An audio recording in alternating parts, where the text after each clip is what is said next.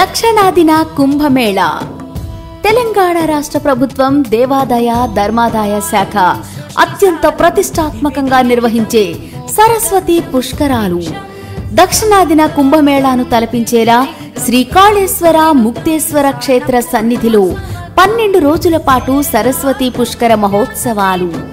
తేదీ 15/5/2025 నుంచి 26/5/2025 వరకు కాళేశ్వరంలోని త్రివేణి సంగమంలో పుష్కర స్నానాలు. రండి, కాళేశ్వరంలోని త్రివేణి సంగమంలో పుష్కర స్నానం ఆచరించి పునీత్